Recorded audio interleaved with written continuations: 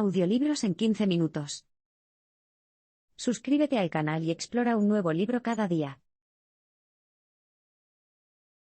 Los equipos de ensueño se benefician de la diversidad de orígenes, género y opinión. En 1974, el FBI estaba haciendo todo lo posible por entregar una citación a un jefe de la mafia radicado en Newark, Nueva Jersey. En aquellos días, la ley era bastante clara, solo si la citación se entregaba directa, y personalmente a alguien era necesario que la obedeciera y compareciera ante el tribunal. Así que al jefe de la mafia se le ocurrió lo que pensó que era una estrategia ganadora: se rodeó de guardaespaldas. Ningún agente del FBI con una citación iba a acercarse a él. Al final, fue una joven agente, Chris Young, quien ideó un plan. Iba de incógnito a la boda de la hija del jefe de la mafia. Se hacía pasar por una de las invitadas a la boda, y entregaba ella misma la citación al jefe mientras él daba la bienvenida a los invitados. Pudo triunfar porque era una mujer en una profesión dominada por los hombres y, por lo tanto, logró su objetivo sin causar sospechas indebidas en la boda de la mafia. Aquí hay dos lecciones. En primer lugar, en términos generales, la diversidad entre los miembros del equipo aumentará las posibilidades de encontrar la solución adecuada.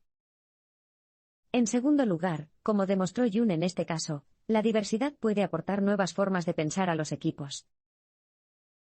Young demostró que el trabajo de agencia no tenía por qué ser una demostración de fuerza y fuerza.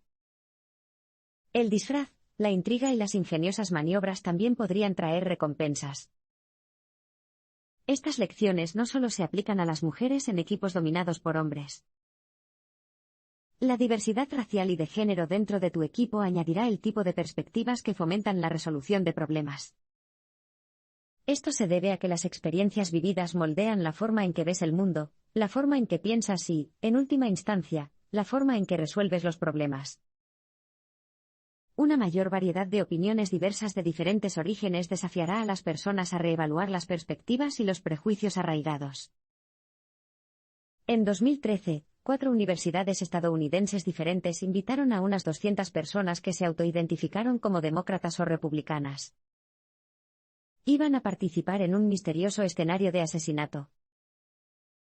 Curiosamente, a pesar de que el escenario no tenía nada que ver con la política, cuando se les dijo a los participantes que explicarían su solución al misterioso juego del asesinato a personas de partidos de la oposición, se prepararon mejor y trabajaron con argumentos más sólidos. El estudio mostró otro beneficio de la diversidad: si un equipo es más diverso, las decisiones que se presenten habrán sido probadas para garantizar su éxito. Para que un equipo funcione bien, un poco de tensión es realmente útil. ¿Te has preguntado cómo es que las parejas que discuten todo el tiempo de alguna manera permanecen juntas durante años? Bueno, según los expertos del Instituto Gottman, un centro de investigación que examina las relaciones de pareja, las discusiones frecuentes no son en realidad un indicador de problemas a largo plazo. Lo que es mucho peor es cuando las parejas dejan de hablar entre sí. El conflicto es una señal de que las personas están preparadas para encontrar una solución. Por otro lado, el silencio puede generar problemas graves si los problemas no se resuelven. Lo mismo ocurre con las empresas. El silencio organizacional puede generar problemas en el futuro. Veamos un ejemplo en la industria automotriz. En 1998, Chrysler, con sede en Detroit, y el fabricante de automóviles alemán Daimler, propietario de Mercedes-Benz y Maybach, establecieron una fusión de sus empresas. 3 años después, Daimler-Chrysler valía solo la mitad de lo que valía en el momento de la fusión. La empresa había sido un fracaso rotundo. Curiosamente, las diferencias culturales entre las dos empresas no hicieron que Daimler-Chrysler se convirtiera en una amalgama de las mejores prácticas de las dos compañías. En cambio, surgió un conflicto entre los antiguos empleados de Daimler orientados a la calidad y los trabajadores de Chrysler, orientados a los servicios públicos. Este fenómeno se conoce como fricción cognitiva. No se fomentó la discusión entre los dos grupos de empleados, lo que creó un entorno en el que cada uno mantenía lo suyo y los grupos rara vez interactuaban. El resultado fue el silencio organizacional. Esto no quiere decir que el conflicto en sí mismo sea necesariamente algo malo. Basta con mirar al Wu-Tang Clan, posiblemente uno de los mejores grupos de hip hop de todos los tiempos. Aprovechan sus diferencias. La pandilla se formó en la década de 1990, y estaba compuesta por músicos de diferentes personajes, edades e influencias musicales. El clan Wu-Tang aprovechó sus diferencias internas e hizo avanzar todo el género con letras y ritmos innovadores. Sin embargo, siempre llegará un momento en el que la tensión y el conflicto ya no ayuden a estimular la discusión y las ideas. Todo esto puede disolverse en una animosidad tóxica. Los famosos pioneros de la aviación, los hermanos Wright, conocían demasiado bien los riesgos que esto implicaba. Tenían una estrategia interesante para evitar las hostilidades en toda regla. De hecho, cambiaban de bando durante las discusiones e intentaban argumentar los puntos de los demás. De esa manera, podrían distanciarse, reevaluar su propia terquedad natural y argumentar en contra de los puntos en lugar de en contra de la persona. No se puede subestimar el poder de jugar juntos. La estrategia de los hermanos Wright para lograr la armonía les funcionó bien, pero no es fácil ampliarla a grupos con animosidades más arraigadas. Por ejemplo, a principios del siglo XX, muchas de las diferentes comunidades de Buenos Aires estaban en desacuerdo. Los barrios nunca cambiarían de perspectiva en masa como lo hicieron los hermanos Wright. Pero hay algo que sí funcionó: el fútbol. La identidad nacional argentina estaba evolucionando. El país solía verse a sí mismo como un país formado por gauchos rudos con aspecto de vaqueros. Ahora estaba dominado por pibes, niños a los que les encantaba jugar al fútbol en las calles. Y patear una pelota era algo que todos los niños también podían hacer, independientemente de su raza, religión o clase social. Esto era particularmente importante para la comunidad judía, que se enfrentaba a dificultades particulares en la ciudad en ese momento. La escena del fútbol explotó. Había partidos en las calles y en los estadios. La propia Buenos Aires contaba con una gran cantidad de equipos de fútbol. Y, lo que es más importante, cuando las personas jugaban juntas, las animosidades entre los diferentes grupos de la sociedad argentina disminuían. Puede parecer extraño, pero hay buenas razones para ello. Las investigaciones muestran que jugar juntos hace que las personas vean a los demás participantes, independientemente del lado en el que estén, como parte del grupo. Te sientes menos amenazado por tus oponentes y, de hecho, más empático con ellos. El cerebro tiende a dividir a las personas en grupos internos o grupos externos. Es decir, hay personas similares a ti en las que puedes confiar, y hay personas hacia las que es más probable que albergues sentimientos de sospecha. La parte del cerebro responsable de esta división es la amígdala. Cuando identifica a personas sospechosas, aumenta los niveles de adrenalina y envía señales de alarma a otras partes del cerebro y el cuerpo. La frecuencia cardíaca y la presión arterial del cuerpo aumentarán cuando esto suceda. Solo se necesita algo un poco fuera de lo común para activar esta respuesta, incluso si solo se trata de escuchar un idioma extranjero o de ver a alguien actuar de manera un poco extraña. De hecho, esta reacción química es la base científica de la xenofobia. Pero no tenemos que dejar que la química de nuestro cuerpo nos guíe. Si las personas juegan juntas, como lo hicieron en Argentina, confiarán más las unas en las otras. El resultado será que los grupos internos se expandirán y las personas simplemente se llevarán mejor. Cuando un equipo está atrapado en sus viejas costumbres, sangre fresca, ideas y opiniones pueden impulsarlo a la acción. Se ha vuelto bastante común en los círculos empresariales citar el adagio: no cambies a un equipo ganador. A primera vista, puede que tenga mucho sentido, pero los equipos que han alcanzado el éxito en el pasado a menudo se quedan atascados en sus caminos. Esto se debe a que cada vez que un equipo ha tenido éxito anteriormente, la tendencia es seguir adelante exactamente de la misma manera. La innovación se convierte rápidamente en estancamiento. Tomemos el ejemplo de una empresa que llamaremos G-Corp. En la década de 1980 encontró oro. Inventó el exitoso blister. Básicamente, era un vendaje que liberaba el medicamento en una ampolla durante un período de tiempo determinado. Pero, tras este éxito inicial, las ventas de la empresa empezaron a disminuir. Sus nuevas ideas no eran tan buenas como las del cojín tipo blister. No logró atraer nuevos clientes. Por lo tanto, se vieron obligados a cambiar lo que antes había sido un equipo ganador. Los ejecutivos de G-Corp contrataron a los consultores Sense Worldwide, quienes les ayudaron a expandir el mercado de sus productos. Fue un shock para el sistema, pero era necesario. El equipo pudo avanzar.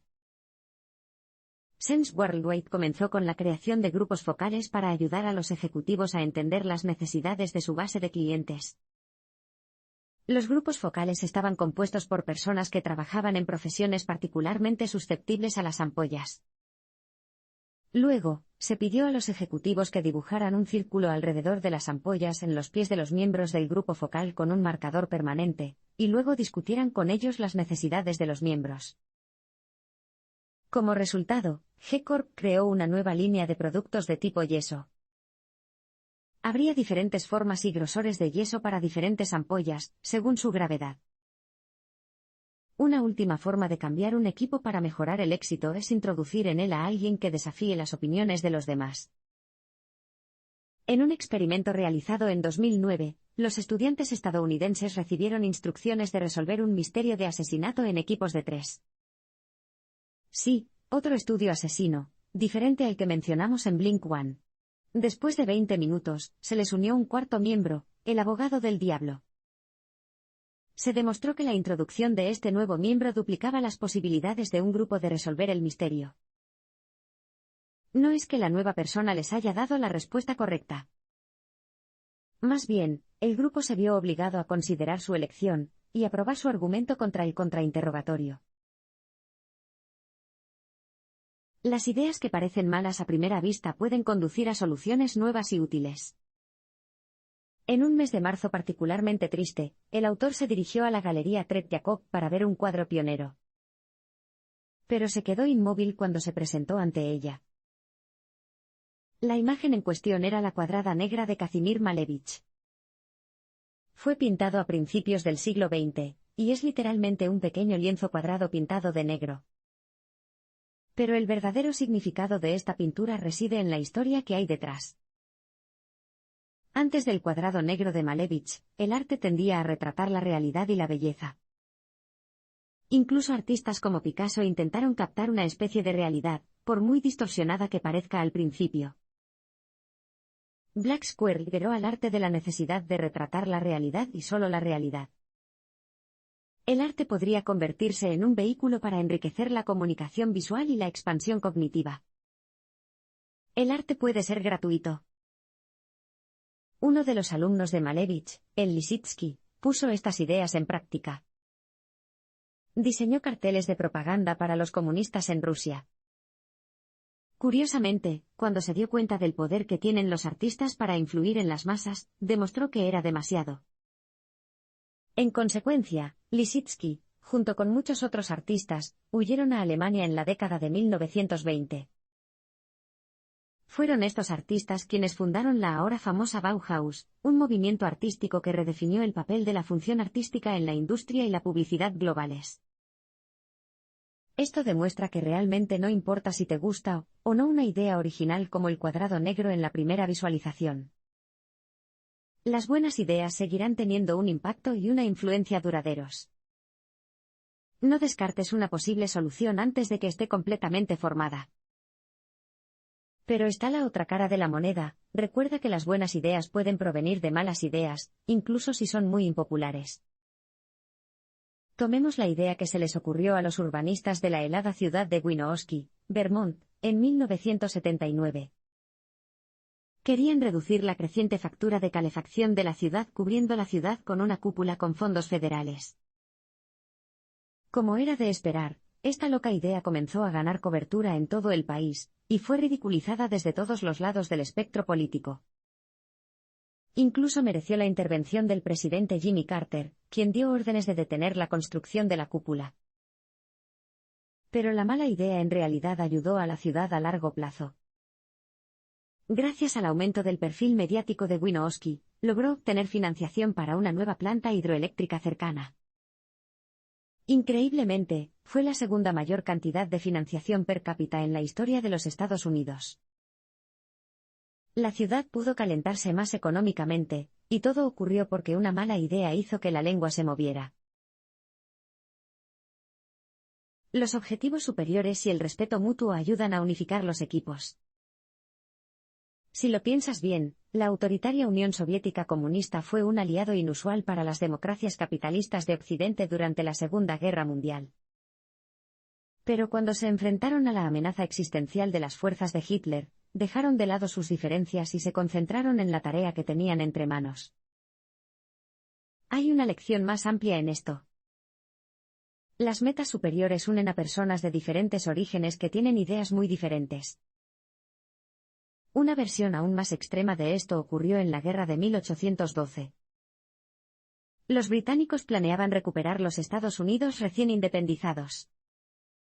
Planeaban enviar barcos militares por el río Mississippi, pero la ciudad portuaria de Nueva Orleans se interpuso en su camino.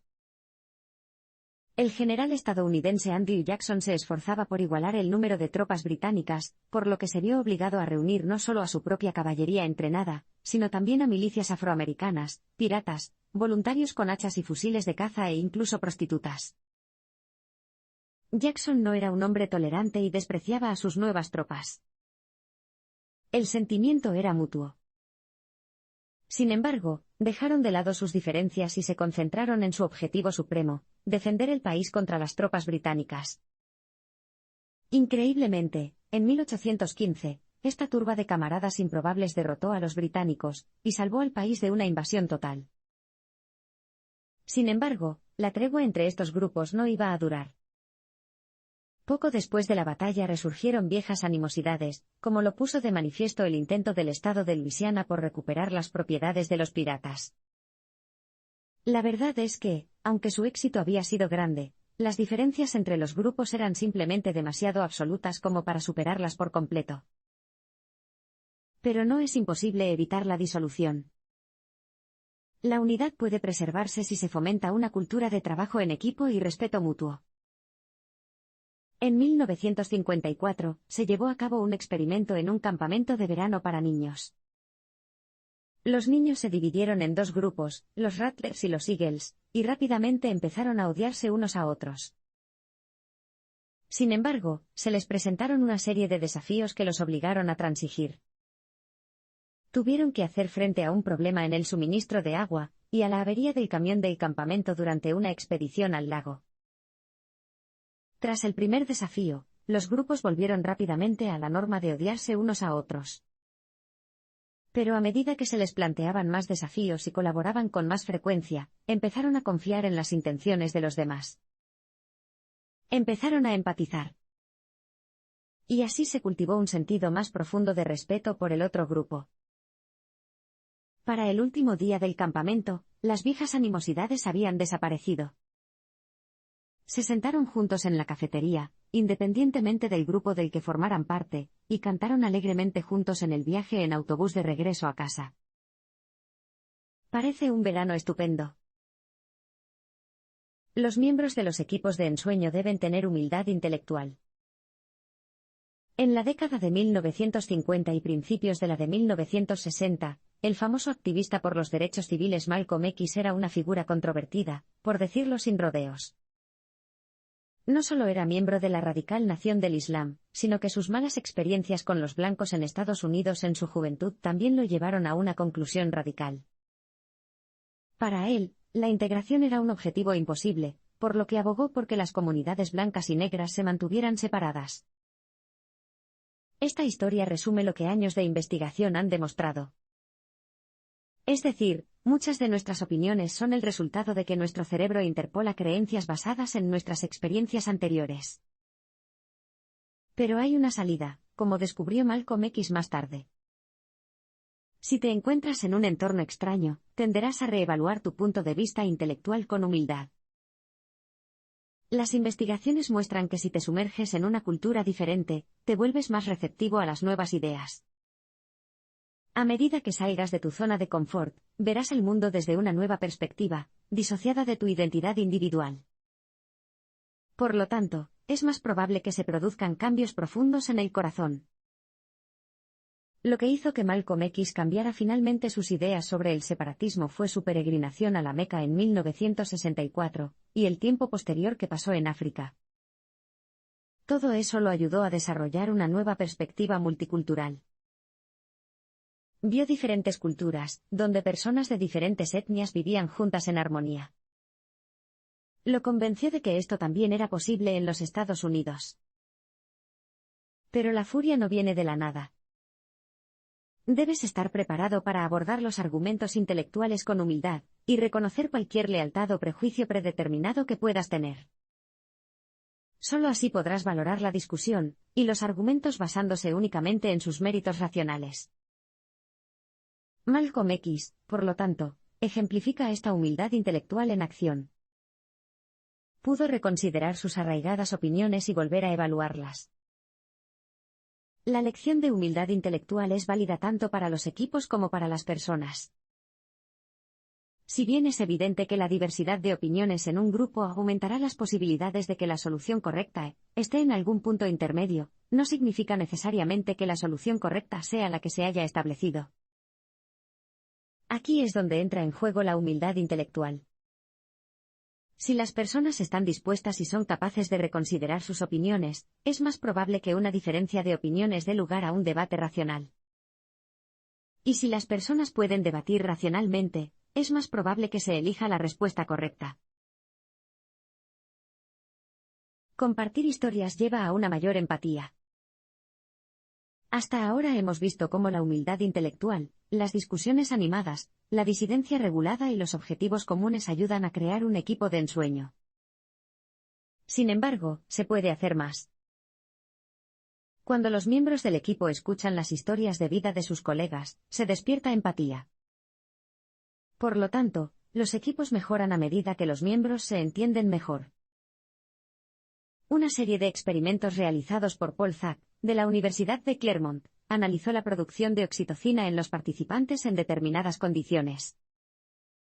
La oxitocina es importante, ya que es la hormona que se produce cuando experimentamos confianza o amabilidad, lo que nos hace más empáticos los unos con los otros. Zak demostró que cuando a las personas se les mostraban anuncios de organizaciones benéficas que contaban historias de pacientes con cáncer, o el maltrato que sufrían las mascotas en los refugios de animales, los cuerpos de los participantes producían mucha más oxitocina que cuando se mostraban anuncios que mostraban estadísticas sobre pacientes con cáncer o maltrato animal. También tenían más probabilidades de donar dinero después de ver los anuncios basados en historias que los anuncios basados en estadísticas. Hay una razón para ello. Las historias nos hacen relacionarnos mucho mejor que los números secos. Simplemente es mucho más fácil ponernos empáticamente en sus zapatos. El efecto también puede ampliarse. Las historias de las personas han estado en el centro de algunos de los hitos más importantes de la justicia social hasta la fecha. Tomemos el ejemplo de los estadounidenses de origen asiático y los gays en Estados Unidos. Las actitudes hacia estos dos grupos cambiaron significativamente a lo largo del siglo pasado. Durante la Segunda Guerra Mundial, los estadounidenses de origen asiático fueron algunas de las minorías más estereotipadas negativamente del país. Y tras el ataque japonés a Pearl Harbor en 1941, más de 120.000 estadounidenses de origen asiático fueron encarcelados, supuestamente, porque todos eran potencialmente capaces de conspirar con una potencia extranjera. Finalmente, los personajes positivos en el cine y la televisión ayudaron a las personas a relacionarse más con los estadounidenses de origen asiático. Uno de esos personajes fue Hikaru Sulu en Star Trek. Era elocuente y, por lo tanto, desafió los estereotipos raciales. Fue una historia similar con la homosexualidad. Más del 50% de los estadounidenses en la década de 1950 creía que la actividad homosexual era un delito y justificaba ir a la cárcel. Pero cuando los gays empezaron a salir del armario con valentía y a compartir sus historias en masa, las actitudes empezaron a cambiar. Todo lo que se necesita es un poco de intercambio y empatía para que las cosas salgan mejor. Los equipos de ensueño pueden ser difíciles de formar y mantener. Pero una buena mezcla de diversidad, provocación, humildad intelectual y compasión te ayudará a salir adelante al final. Definitivamente vale la pena el esfuerzo.